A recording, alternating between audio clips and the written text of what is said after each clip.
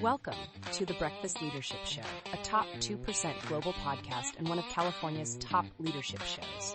Each episode brings you real-world insights on burnout prevention, workplace culture, and leadership excellence. And now, here's your host, Michael D. Levitt.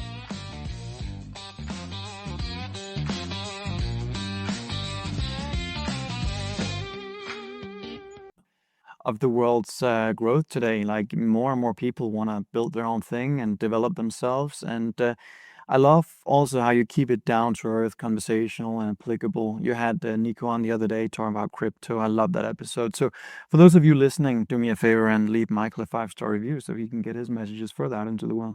Thank you for that, and I appreciate that as well. And yeah, I'm very fortunate that I get to speak with great leaders from all across the planet, including yourself. So I don't take it lightly, and I always appreciate it. And I learn just as much, if not more, than a lot of my audience members. So why don't you share a little bit about you? Because you do some really, really interesting work when it comes to leadership, and how you approach it is a bit different than what I've seen other people do. So why don't you share a little bit about that?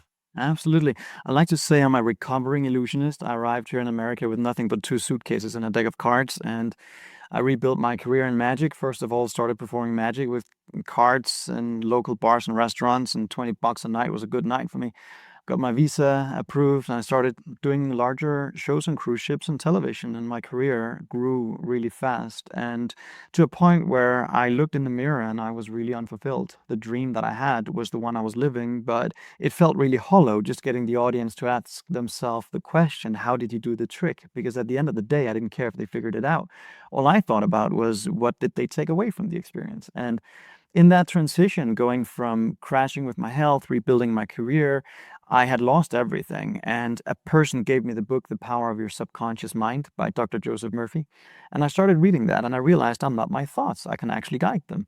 And in a year, I went from struggling, surviving on tips to producing these multi-million-dollar production shows. And I realized it wasn't an accident. It had something to do with my new way of thinking.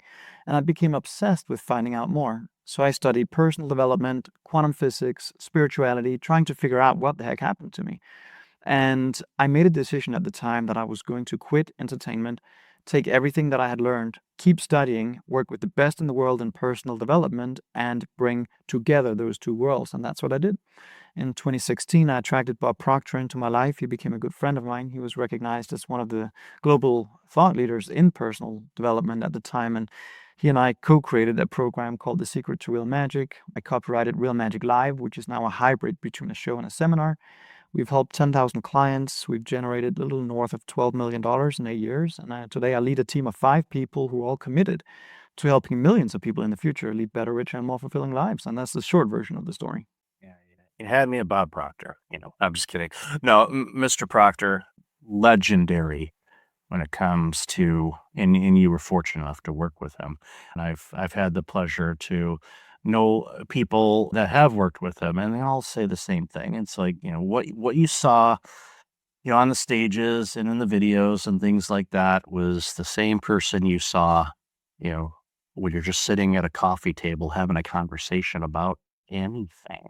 And he would just one of those gifts. I mean, that's, probably the simplest word I could think of what, he has, what he did for all of us from a leadership standpoint or personal development or just how to live life and how to approach life. And that's the thing about it. And with, coupled with, the work that you do and the experiences you had, you obviously navigating, 2 suitcases and coming here and with a deck of cards and manifesting that. And you're not the first person I've heard say this. You get to what you want. This is what I want. And you get there and you go, wait a minute, I don't want this. And for a lot of people that haven't hit that goal, they're like, how in the world would that ever happen? I've always wanted this. And I had the same thing in my career, several times. We're like, okay, I want to get to this. Okay, I did it. I look around, I go, I don't like this, or a real personal story. In our dining room, we've got a fan and a light on there, and we replaced one. And I told my wife, I want, the brightest light possible. And I was probably a bit anal on it, and I probably shouldn't have been, but I kept saying, it needs to be bright. I wanted to be bright because as a diamond, I just want it bright. So did the research, she found it, turned it on, get all hooked up, installed, and all that stuff. I made the silly mistake, not the first one I've ever made in my life, but one of them anyway. And I said, it's too bright. I'm surprised that I'm still here, quite frankly, because she was not a happy camper with me about saying that. It's like, well, you can adjust the light down if you want, but it's one of those things you get it, and you go, I don't want it. And we humans are like that, and I think it ties in with which was so intriguing about the work that you do, and with magic and illusion and leadership and personal development is I see people time and time again had this illusion about things which aren't reality, but for some reason, that's what they believe is true about themselves. And I know you encounter that all the time. So I'd love to hear your thoughts on that.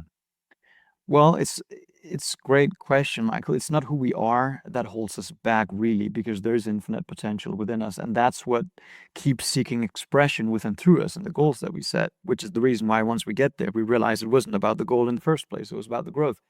But there is that infinite potential, and so it's not who we are at the core, it's who we think we're not that limits us. All the wrongful ways of thinking, the associations, and illusions are just really things that are wrongly perceived or interpreted by the senses, and we create illusions all day long.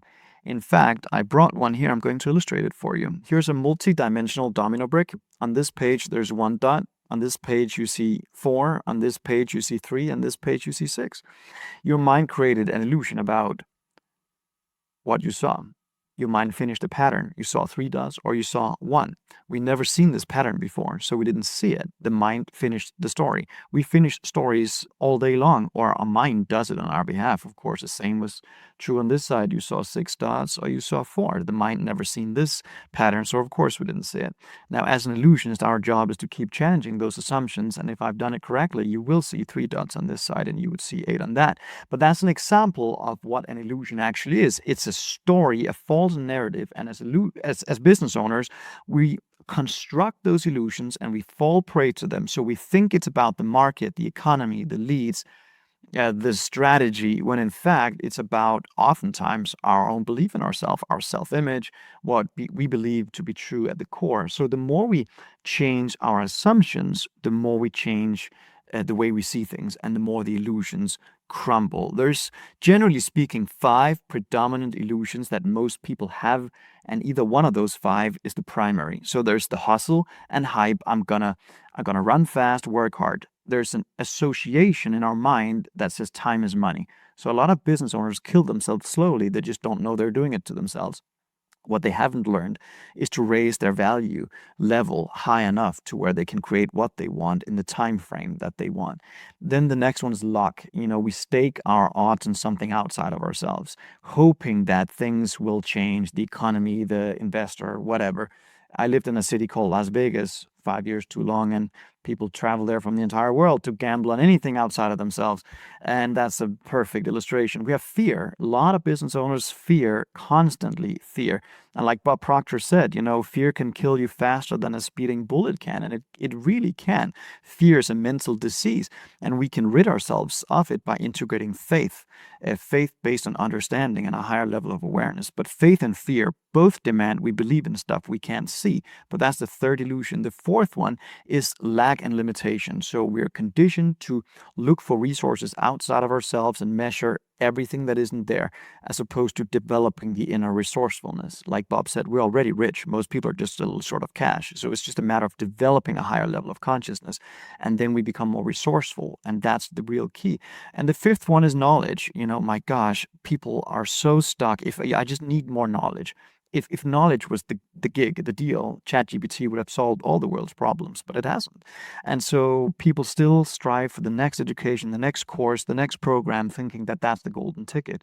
And it's not. It's the integration of knowledge with behavior that really solves the problem for most business owners. We already know what to do.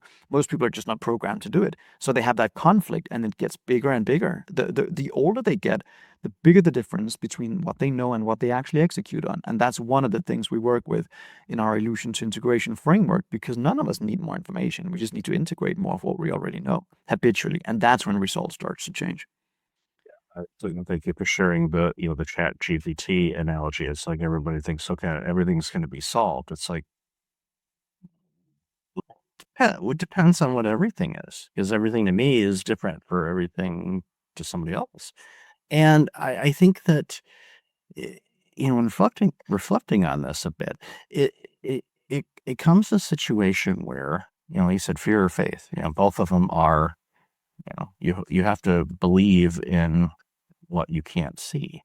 And if you look back at your life in challenging times, and I have a lot of people that have been on the show, it seems like pretty much that's the common denominator for all of us.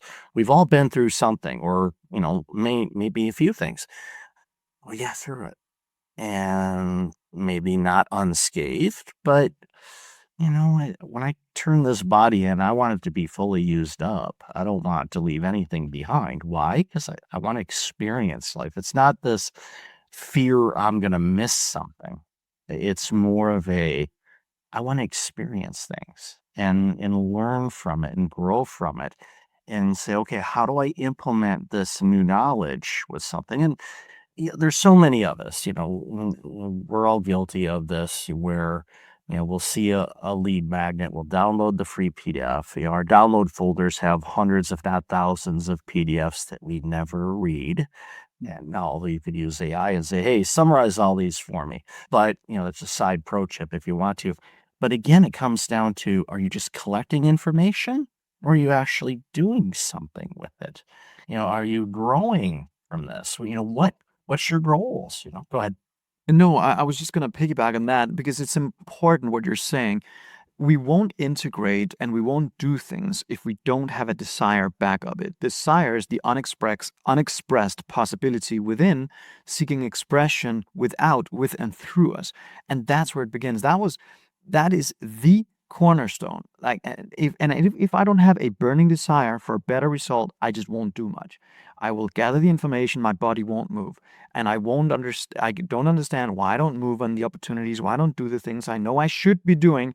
Most of the time, it's because people fall into the A or B trap. So there's three ways of setting goals: A goals, B goals, and C goals. And we have established we're not setting goals to achieve them. We're setting goals to stay in growth mode. Like you say, when I get to the end of the road, like I want to make sure, like I've had a fun ride on this plane. Like I really want to make sure I get the most out of it.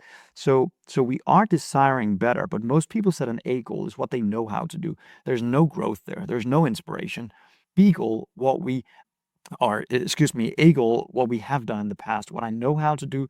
B goals, what I think I can do. And that's where most business owners fall into that bucket of, if I just do 10% more, 15% more next year, that's going to be great. I saw Bob once coach a group of attorneys, and it was actually a law firm, and they were setting goals, and they fell into that bucket about 20% growth. And he said, "Well, how about 800%?" And everybody gets a Tesla when we're done. And they were like, "Well, we don't know how to do that." Well, like, we don't know how to do that. He said, "That's not the question. The question was, do you want to?" And they were like, "Yeah, of course we want to." He said, "Great, that becomes the goal." And now we log on to it and we change the paradigm about what that means to produce at that level without running faster. They achieved 800% growth, not even in a year, in 3 months, because they started with what they wanted. And that's the C goal. That's what we really want. And that requires the imagination to get into play. But once we do that, that's how I coach my clients. It's always in 10x or more, and not for the sake of the number, for the sake of the growth. We had a client that went from 100K a month to 1.1 million in a month in a year and a half. I did this. I went from 40 grand a year to 750 the first year, thinking, what the heck happened? But it was all because we allowed ourselves to think, what do I really want? And that's why most people don't move on the information that they know they should be integrating, because they have no desire for better. They think they do, but they really don't. Yeah, yeah. I think a lot of it is fear of, and they'll say, well, I can't make, 6K a month. Okay. Well, you already, that's your goal. I can't make 6K a month. Exactly. Like, why are you doing that? It's like, or 60K or 100K or whatever. And you're like, wait a minute, why are you limiting yourself? How, and again, a lot of it could be just conversations they had from their past, limiting beliefs. not understanding, the power of looking in the mirror and telling yourself, 10 times every morning, I am, amazingly thankful and privileged that I earn X dollars a month from my business. And you look yourself in the eye and you say that. And you do it time and time again. When you first start doing it, you be like, okay, yeah, whatever. But then all of a sudden that you feel it because it's there. And then you proceed and you operate and you learn how to do things. My business, I started this with an idea. It's a concept. I'm like, what I want to do. And I did this and I'm thankful for it.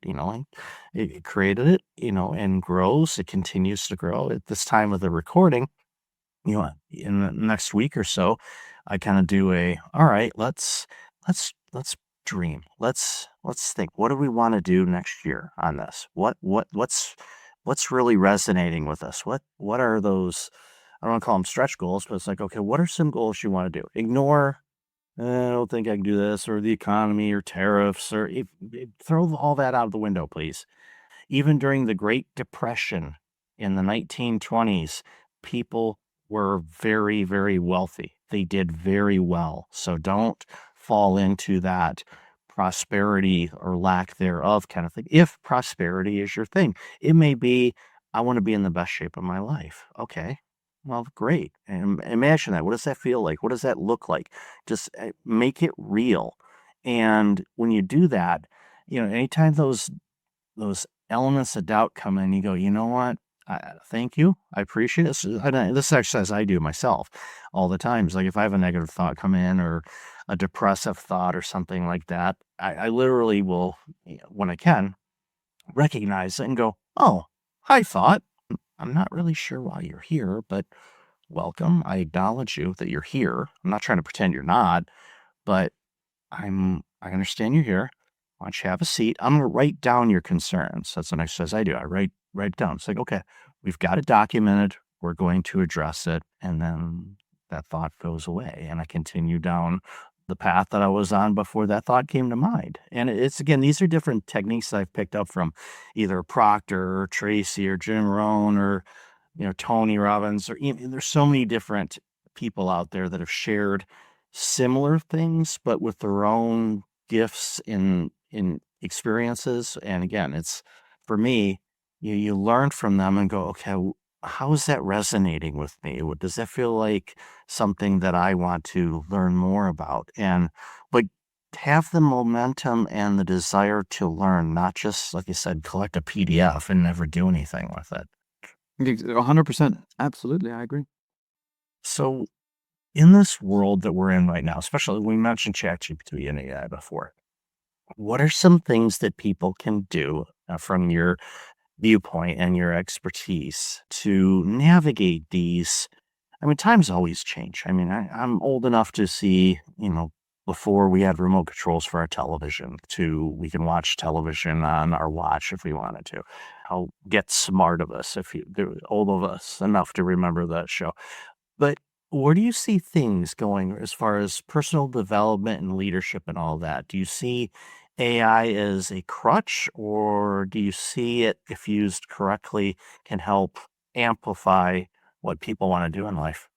I 100% subscribe to the amplification side of things. I know a lot of people are living in fear, and I understand if you've only sold information up until now, I understand why that becomes a problem. But I am a firm believer that AI will help us amplify our work and that emotional intelligence and inner leadership becomes the currency of the future. So the human beings that have agency to set audacious goals and attract the resources and the network and the people and the technology and everything required to do it are the ones that's going to win. As an example, we transitioned actually in our business going from predominantly coaching, online coaching, to live event based with Real Magic Live to create more experiences around it where we're focused on integration. Because at the end of the day, Michael, humans are humans and we crave connectedness and we crave learning together and raising our conscious level of awareness. in unity. And that will not go away. That's been innately born into us since we were sitting around the campfire thousands of years ago. And so, as we're speaking to those needs, we will always have a place in the market, I have no doubt. What we can do right away today is make sure, and I've actually included this as in a bundle, not just with PDFs, but with tools that will help integrate it. Because, like you say, the world has not, we aren't in need of more pointless PDF downloads. I am fully a believer of that. So, the first thing I think we should do, make sure, like, and first of all, figuring out what's actually limiting us right now. So we've done this free assessment where you can go through it and figure out one of the 5 predominant illusions, which one of them is actually limiting me most at this point. Because like Bob always said, before you start charting the course of where you're going, you also need to figure out where you are. And we can set goals all day long, but if I don't understand what's currently blocking me from achieving it, it makes no difference. So that's the first step, is taking that assessment. Once we understand, now we can chart the course and we set a goal, and we also learn how to, what I call, prime myself to be in harmony with that goal from an identity perspective. And that's not more information, it's actually tools that will help shift the energy frequency in our body to live from a different place. So those are the 2 aspects that I believe are really crucial, and that's part of our download that anyone can take part in. Awesome. I wholeheartedly encourage people to take advantage of that. So, Anders, I love this conversation. Where can people find out more about you, that resource you just mentioned, and anything else you want to share? Yeah, so all they have to do is go to Real Anders Hansen, and it's spelled REAL, so Real Anders, ANDERS, and then Hansen, HANSEN in one word, on Instagram or Facebook, and just find either one of the posts in there and type in the word breakfast leadership, actually, and you can download that entire kit for free. So I'll definitely have that in the show notes. So, Anders, thank you again for this important work that you're doing. You're making the world a much better place. So I really appreciate your time today. I appreciate you, Mr. Michael, for the great work you're doing with your podcast. Thank you. Thanks for listening to the Breakfast Leadership Show. If you're dealing with a toxic workplace or feeling stuck in a challenging job, you don't have to go through it alone. Join our Dealing with Toxic Workplace community today at community.breakfastleadership.com and learn practical ways to protect your peace, rebuild confidence, and lead with strength. See you inside the community.